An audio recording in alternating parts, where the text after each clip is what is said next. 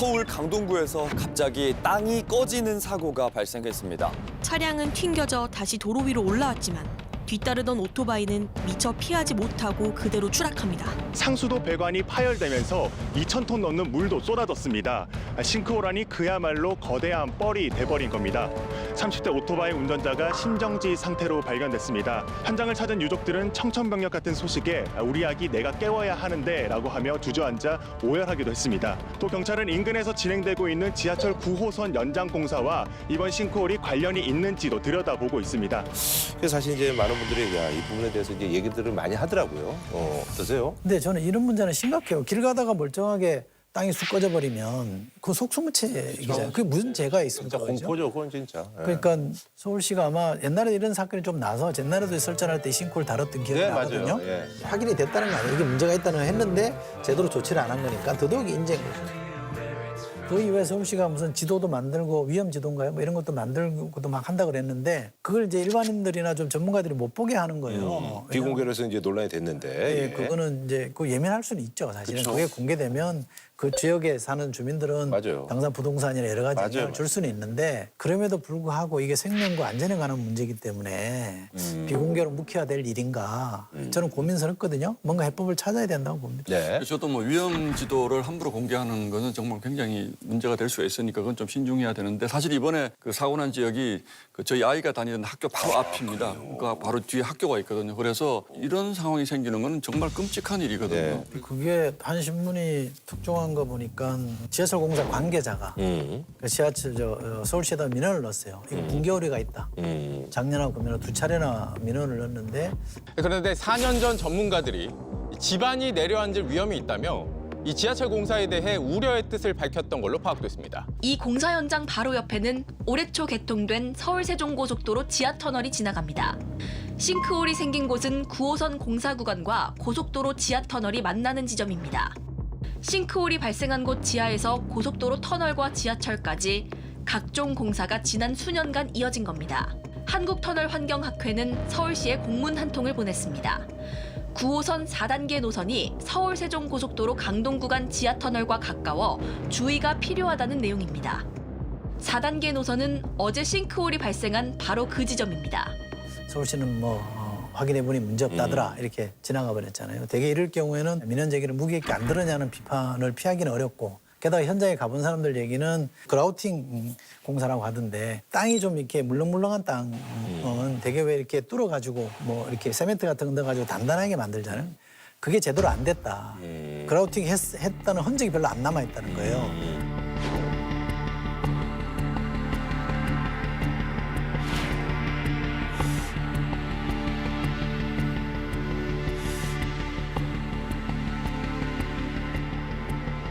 약간 부실 공사가 이루어졌다. 그래서 이거는 전형적인 인지 아니냐. 사전에 시그널을 줬는데 안 받아들여서 무심하게 대응했으니. 그래서 서울시도 최선을 다한다고 뭐 하고 있겠지만 이런 경우는 정말 냉정하게 원칙대로 해야 될 것 같아요. 그래서 이 강동구가 지금 여기만 그런 게 아니고 지금 특히 이제 서울시 외곽으로 뻗어나가는 곳은 경기도에서 들어오는 뭐 지하 터널 공사 이런 게 굉장히 많다는 거잖아요, 지금. 그래서 위험지도 전체를 우리가 공개할 필요는 없지만 네. 특별 관리 지역 같은데 이런 데를 좀 설정을 해서 신고가 들어오지 않더라도 서울시가 자체적으로 좀 점검만 같은 걸 만들어서 수시로 가서 뭐 제대로 하고 있는지 네네. 이런 부분들 정말 꼭 좀 해주셨으면 좋겠어요, 이거는. 예. 제가 정부에 몸담아 있을 때 보니까 결국 이제 그 정부를 책임지고 있는 사람이 어디에 관심을 두느냐에 따라서 행정 조직 전체가 이제 관심을 갖느냐 안 갖느냐의 문제거든요. 오세훈 서울시장이 좀 각별한 관심을 가지고 이 문제를 좀 대해주면 좋겠는데 다른 문제 때문에 좀 스트레스를 많이 받고 있겠지만 여기에 뭔가 좀 집중하면 좋겠다는 생각이 들고요. 그래서 저는 뭐 오세훈 시장님이 안전이나 이런 부분에 이렇게 무신경한 분은 아니에요. 실제로 얘기해 보면 공사 같은 것도 그런 위험도 이런 거 굉장히 신경 많이 쓰긴 하는데 결과적으로 사고가 나고 있으니까 이 부분은 TF 같은 걸 구성해서 상시로 점검해서 큰 사고 안 나게 좀 예방해야 되지 싶습니다. 네, 아까도 말씀하신 것처럼 이제 연평균 한 198건 정도가 이제 싱크홀 사고가 나는데 전문 장비가 9대밖에 없고 전문 인력이 12명이라니까 진짜 턱없이 부족한 거예요. 선진국과 선진국 반열에 들어가지 못한 나라들의 차이를 보면 우리가 이제 경제적으로는 부유해졌지만 뭔가가 터지지 않으면 안 한다는 거예요. 이제 이런 부분들은 이제는 우리가 비용이 좀 들고 네네네. 하더라도 터지기 전에 막을 수 있는 시스템 같은 거를 이제 갖춰야죠. 좀 정쟁 같은 거 좀 줄이고 이런 거에는 좀 합의해서 여야가 네네. 해야 될 것 같습니다. 안전한 나라가 인류 국가예요. 그렇죠. 그럼 안전한 나라가 일등. 네네. 사고 나지 말아야죠. 자, 그럼 말이죠. 여기서 이제 한 줄 평 좀 부탁드리겠습니다. 제가 먼저 할까요? 네. 헌법 34조 6항에 이런 게 있습니다. 국가는 재해를 예방하고 그 위험으로부터 국민을 보호하기 위하여 노력해야 된다라는 게 34조 6항이에요. 1항은 뭐가 돼 있냐면 모든 국민은 인간다운 생활을 할 권리를 가진다. 줄이면 인생권이 있잖아요. 국가는 국민의 인생권을 책임져야 됩니다.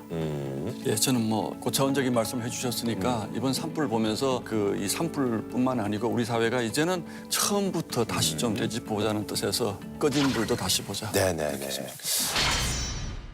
여야 각 정당의 정치인이 모여서 현실에 대해서 입장을 아주 가감없이 논하는 시간입니다. 썰전 스페셜 여야의 밤 시작하도록 하겠습니다. 예, 반갑습니다. 예. 정당 의석 순으로 소개를 해드리겠습니다. 지역군 제주는 지금 유채꽃이 아주 만발했는데요. 서울 쪽에 계속 계시느라고 사실 유채꽃 이렇게 감상하실 시간이 없어 보입니다.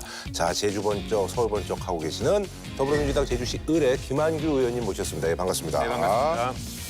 자, 그리고 이분이 저기 MBTI가 ESTJ라고 하네요. 예, 외향적이고 현실적이고 이성적인 그리고 또 계획적인 국민의힘 윤희석 전 선임 대변인 모셨습니다. 예.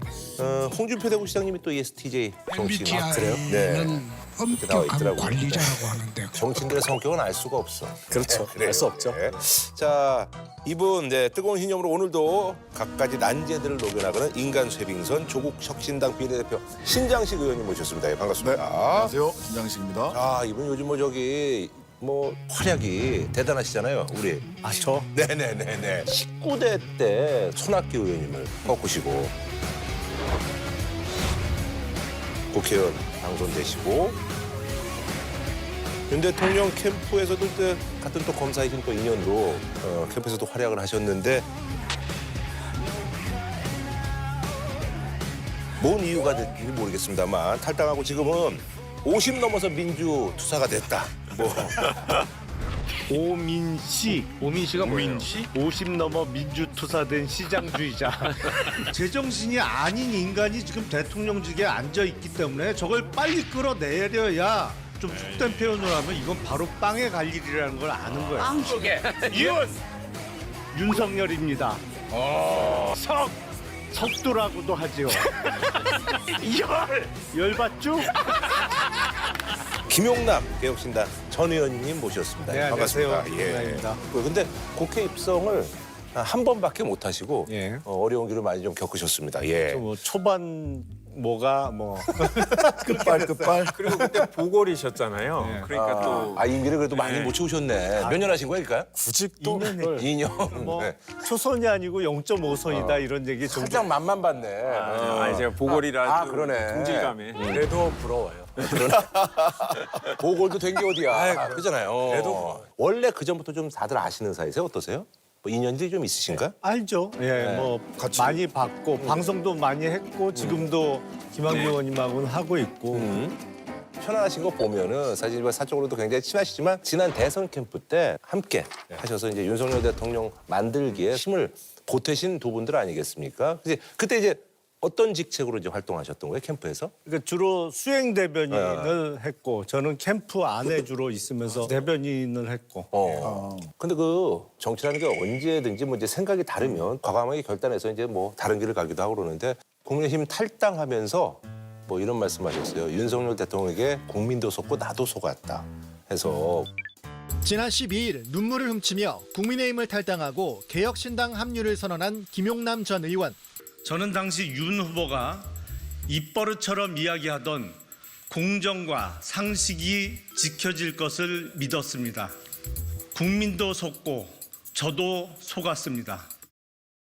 아니 사실은 조금 쌓여가고 있었던 게 있는데 처음에 제일 실망스러웠던 게 2022년 3월 대선에서 승리한 이후에 2달 동안의 인수위 시절이 있잖아요. 네네네네. 근데 인수위를 마치는데 뭐가 가시적인 어떤 국정 운영의 비전이라든지 이렇게 제시되는 게 없는 거예요. 그래서 왜 이러지? 불안하다. 그러면서 이제 인사나 이런 걸 통해서 생각했던 거하고 너무 다르다라는 생각을 갖게 됐는데 결정적인 원인은 국민의힘 전당대회가 있었어요. 네네네네. 여러 후보가 출마를 했는데 너무 노골적으로 전당대회에 개입하는 거 보고 아하.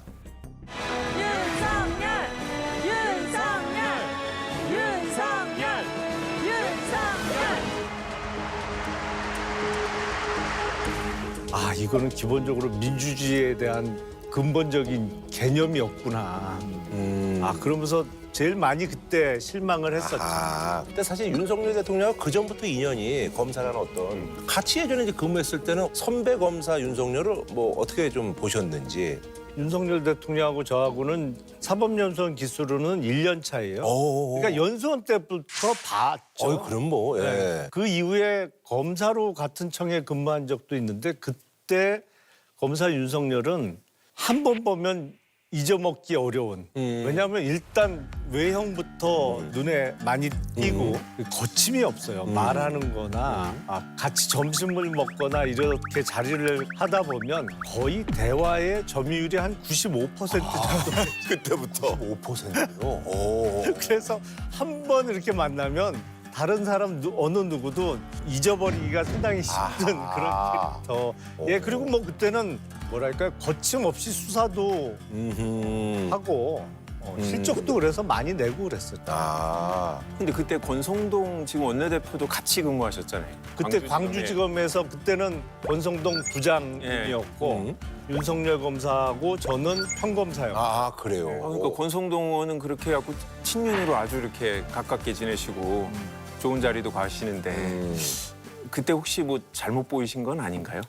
그때는 비슷비슷했죠. 물론 1년 차이는 나지만 물론 연배나 이런 건 많이 형님이지만 검사 경력으로는 뭐 1년 차인데. 어떻게든지 좀 얘기를 끌어내려고 했는데 잘 안 되네. 그래요. 예. 사실 근데 농담처럼 했던 말 때문에 그때 굉장히 고통을 받으셨어요. 어떤 거요? 왕자 쓰고 나왔을 때. 예. 그래서 사실 농담으로 손끝 중심으로 씻었겠죠라고 얘기를 하셨는데 저는 농담처럼 그냥 그렇게 알아들었거든요. 방어하기 어려우니까. 근데 그걸 마치 진지하게 한 것처럼 언론에 이렇게 회자가 되는 바람에 굉장히 고통을 받으셨어요. 손바닥에 왕 써가지고 나와가지고 뭐 그 변명을 이래 하고 저래 하다가 하니까 거짓말을 그래 해가 되냐. 왜 대선 토론회를 이거 시화화시키고 저질화시키고. 얘기는 제가 해야 돼요. 제가 수행대변이잖아요. 네네네. 공항에서 어디로 가야 되는데 제가 혼이 났어요. 저는 그 얘기를 한 사람이 아닌데 이렇게 손가락만 씻었다 뭐 이 얘기였거든요. 아니 손가락 위주로. 이렇게 손가락 위. 혼난 사람은 거기에 안 계셨기 때문에 윤석열 대통령 후보가 당시 후보가 굉장히 혼냈다는 그 거예요? 부분에 대해서 이게 이상하게 번지니까 거기에 대해서 이제 그 질책은 제가 다 받았고.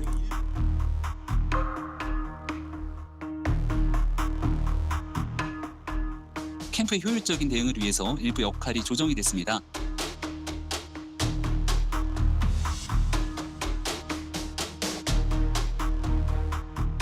씻은 게 아니고 일부러 보여주려고 남겨둔 건데. 지우려고 했어요. 근데 이게 잘 안 지워졌어요. 이게 사실이에요, 사실은. 쓰긴 썼네. 썼네. 이게 나왔잖아. 사실은 그거 얼마나 한심해요. 제 속마음은 경멸 내지 조소의 의미가 컸던 거예요, 사실은. 자, 정치권 얘기를 저희가 좀 해볼 텐데요. 더불어민주당 그 초선 의원들이 이제 국무위원들을 연쇄 탄핵하겠다라고 밝힌 것을 두고 권성동 국민의힘 원내대표가 김어준 씨의 지령을 받았다. 뭐 근데 이제 이렇게 이제 얘기를. 이것은 의회 쿠데타입니다. 대한민국 정부를 전복시키겠다는 내란 기도입니다. 김어준의 지령을 받고 이재명의 승인을 받아서 발표한 내란 음모입니다. 총 72명을 내란 음모죄, 내란 선동죄로 고발하겠습니다. 권성동 원내대표가 제가 있는 부의 부장검사였어요. 그러니까 권성동 부장님이 검사 때 같으면 저런 억지 주장은 안 하셨을 것 같은데 왜냐하면 기본적으로 내란은 그 국헌문란의 목적으로 폭동을 일으켰을 때 내란이거든요. 근데 국회에서 탄핵소추를 통과시킨다? 그걸 폭동이라고 하는 건 너무 무리죠. 억지죠. 그러니까 법조인 출신들도 정치권에 오면 법을 논 지가 오래돼서 예? 사실 법률적인 지식이라기보다 그냥 정치인으로서 주장을 하는데요. 정치인의 언어를 쓰는 아니, 거예요. 왜 자꾸 이제 사람들이 정치 문제를 법원이나 검찰에 가갖고 누가 잘했는지 좀 판단해 주세요. 이렇게 우리 스스로의 격을 낮추는지 모르겠는데요. 이걸 갖고 이렇게 형사 고발을 하면 또 저희는 또 무고죄로 맞대응을 하니까 모양새가 너무 안 좋게 됐어요. 또 이 세 분 다 법조인이잖아요. 이게 심각해요. 이 법조문에 이게 갇혀가지고 내란의 범위가 얼마나 넓어졌어요. 민주당이 입만 열면 내란 공범, 뭐 내란 선동 이러기 때문에 내란은 굉장히 이제 범위가 넓어졌다고 국민들에게 인식이 되고 있고 그런 차원에서 민주당이 줄타기해가지고 결국 정부를 무력화시켰다 하는 것도 그런 의미의 내란에 해당하죠. 정치적 어떤 수사 뭐 이런 거라고 그렇죠. 이제 보시는 그거를 권성동 의원이 그렇게 해석을 해가지고 그러니까 그거는 고소 고발을 한 거죠. 제 고소 고발을 안 했으면 몰라. 그러니까 왜 하냐고. 정치적인 수사로 사용하면은 모르겠는데 사용했잖아요. 형사 고발을 그러니까 하겠다고 법적인 하니까 그렇지. 고발을 하겠다고 하니까 세 분이 알아서 하세요. 알겠습니다. 그럼 저희가 화제를 바꿔서 사실 이제 많은 분들이 지금 헌재를 바라보고 있습니다. 탄핵 심판 선고가 역대 최장 심리를 이어가면서 지연되고 있는데요. 윤석열 대통령 탄핵 심판 사건의 선고일이 마침내 잡혔습니다. 4월 4일 오전 11시입니다.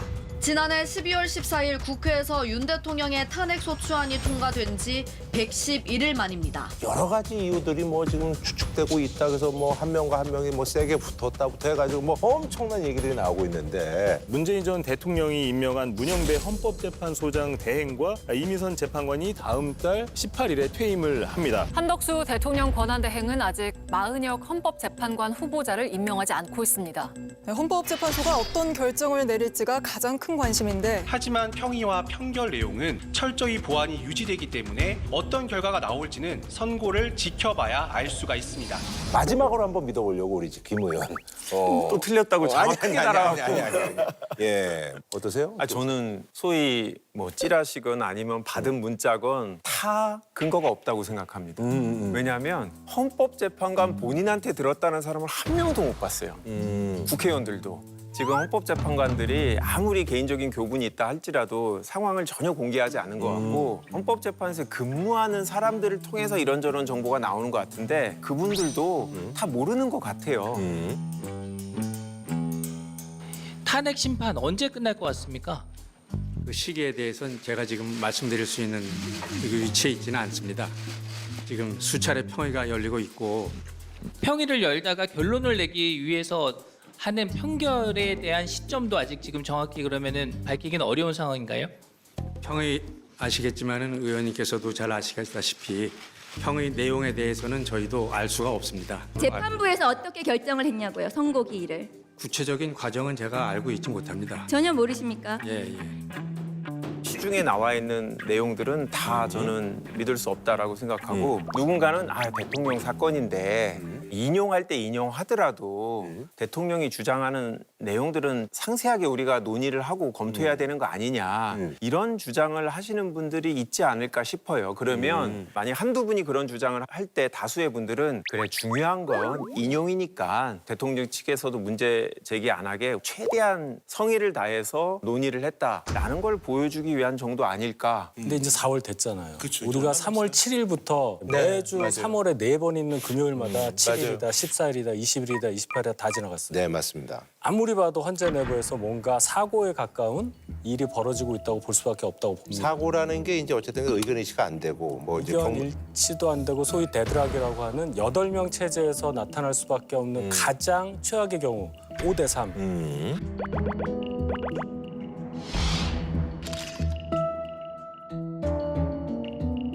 한 명이 원래는 들어왔어야 하는데 그 사람의 의견에 따라서 인용이냐 기각이냐 결정될 수밖에 없는데 임명이 안 되고 있는 상황. 그 8명에서 최악의 5대 3.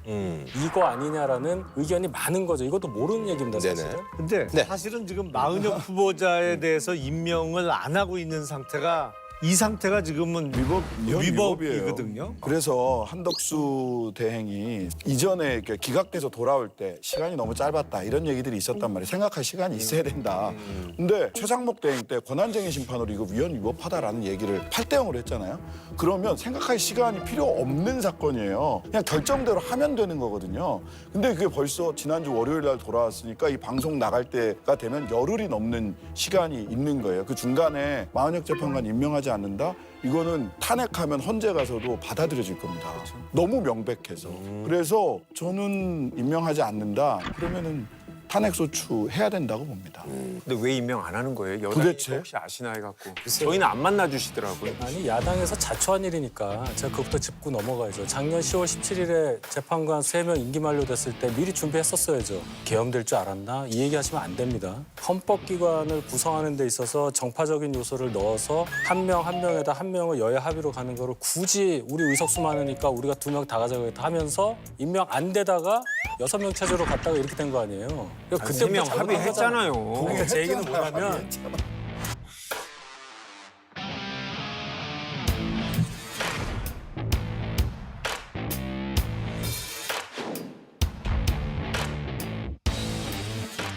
그러니까 이렇게 정치 논리로 막 여기만 얘기하시는데 그 앞전에 민주당과 야권에서 얼마나 부당한 요구를 했었던가 그 후과가 여기 나오는 거고 분명히 야당에도 책임이 있다는 것을 국민들께서 아셔야 한다고 그거는 자 만약 그 얘기를 100% 받아들인다고 하더라도 그것은 정치적으로 비판받을 수는 있지만 이거는 위헌적인 거예요.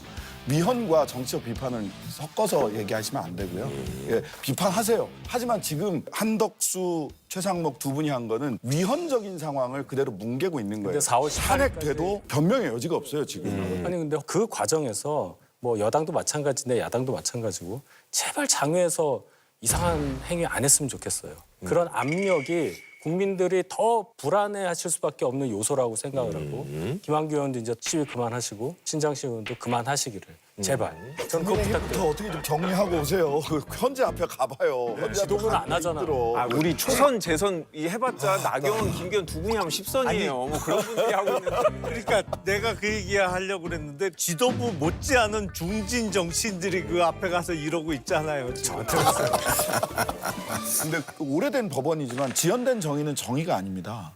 오늘 제가 머리를 깎으러 갔는데요. 머리 깎아주시는 선생님이 파면이 안 되고 계속 늘어지면 자기 세일 행사를 해야 되겠다는 거예요. 그다음에 다음 주에라도 파면이 되면 지금 값을 그대로 받고 그래서 아 이분이 탄핵을 반대하시는 분인가? 라고 했더니 그게 아니에요. 세일이라도 하지 않으면 장사를 못 하겠다라는 거예요.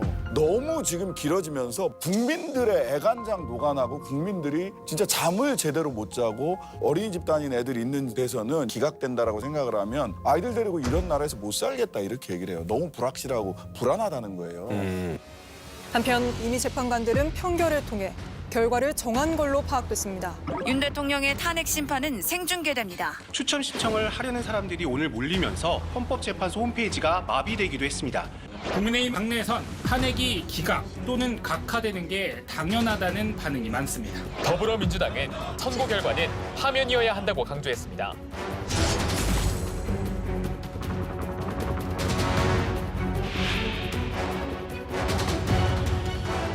자, 그런 말이죠. 여기서 헌법재판소에 먼저 전하고 싶은 각자의 생각을 좀 얘기해 주시기 바라겠습니다. 근데 제가 헌재에 계신 분한테 들었는데 이 시사 프로의 주요한 내용들은 내부적으로 보고를 한다고 하더라고요. 그래서 아마 썰전 같은 정도의 방송이면 이제 주요 발언들 같은 것도 이제 국민 여론 차원에서 이제 보고가 될 수 있는데 재판관님들께 이제 예의를 갖춰서 폭삭 소가수다. 이제 지역구가 제주도니까 이제 제주도 사투리로 고생 많이 하셨습니다. 수고 많이 하셨습니다라는 얘기인데 그동안 심도 있는 논의를 통해서 꼭 인용을 해주실 걸로 이렇게 믿고요. 고생 많이 하셨으니까 이제 그만 고생하시고 좋은 결론 신속하게 해주시길 부탁드립니다. 다시 말씀드립니다만 지연된 정의는 정의가 아닙니다. 더 이상 국민들의 애간장 그만 녹이시고 정확하게 윤석열, 피청구인 대통령 윤석열을 파면한다라는 주문을 평결을 통해서 결정하시기를 바랍니다. 법리와 양심에 따른 현명한 결정을 내려주시기를 바라고 그 이후에 어떤 결정이 나더라도 여야 그리고 국민들께서 받아들여 주시기를 안정되는 상황이 있기를 바라는 마음 가득합니다. 저는 헌재 재판관들께 노래로 심정을 전하겠습니다. 아, 예. 꿈인데. 국민이 지쳤어요 땡벌 기다리다 지쳤어요 땡벌. 아, 이분이 왜 요즘 각광받는지 제가 이유를 알겠네요. 예.